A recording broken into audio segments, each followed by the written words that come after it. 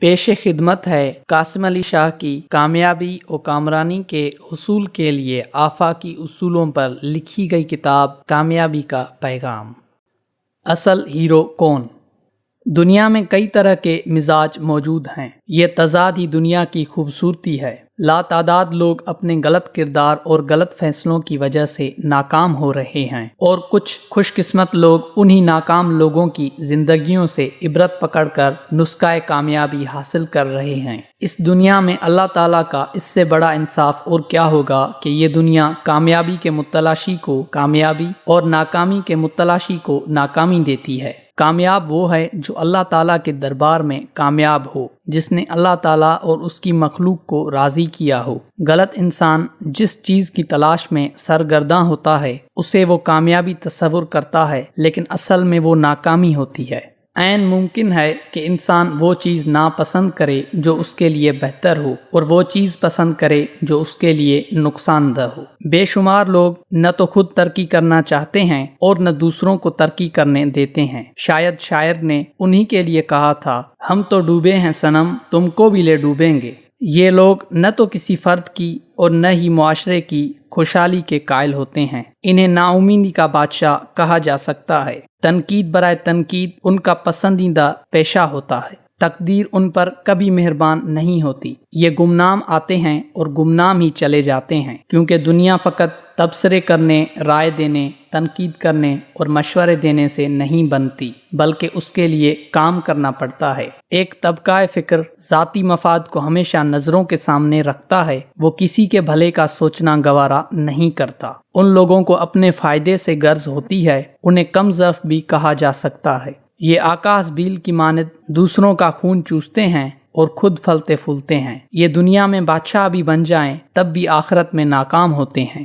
دوسروں کے کندھوں پر سوار ہو کر بلندی حاصل کرنے والا محتاج ہی تو ہوتا ہے۔ اپنی زندگی کے سفر کے اختتام پر یہ لوگ تنہائی کے عذاب میں مبتلا ہو جاتے ہیں، اور یہی ان کی ناکامی ہوتی ہے۔ جس طرح تاریک رات میں ستارے اپنی چمک دمک سے آسمان کو سجا دیتے ہیں، اسی طرح دنیا کے اندھیرے میں کچھ باکمال لوگ ستارے بن کر جگمگاتے ہیں۔ یہ ستارے بغیر کسی تعصب اور نفرت کے اپنے اور پرائے دونوں کو روشنی سے فیضیاب کر رہے ہوتے ہیں، کیونکہ یہ لوگ روشنی کو اللہ تعالیٰ کا انعام سمجھتے ہیں اور اس انعام کو اللہ تعالیٰ کے راستے میں لگا دیتے ہیں۔ ان لوگوں کو ہیرو کہا جائے تو زیادہ مناسب ہے۔ انگریزی ادب میں ان کو سپر مین کہا گیا ہے۔ اقبال رحمۃ اللہ علیہ نے اسی سپر مین کو مرد مومن کہا ہے، لیکن جدید نام ہیرو ہی ٹھیک ہے۔ قابل غور بات یہ ہے کہ انہی ہیروز سے محبت اور احترام رکھنے والا شخص بھی ان کی جیسی صفات کا مالک ہونے لگ جاتا ہے۔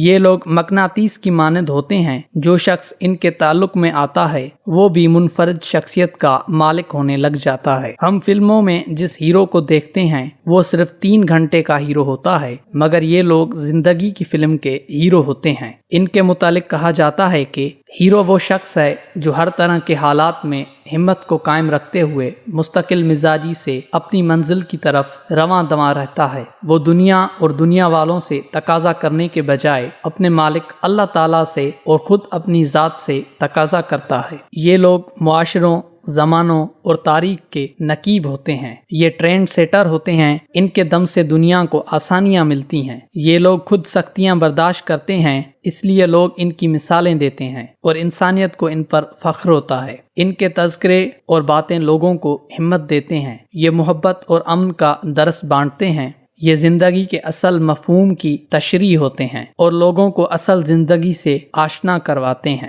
رکھتے ہیں جو اوروں کے لیے پیار کا جذبہ، وہ لوگ کبھی ٹوٹ کر بکھرا نہیں کرتے۔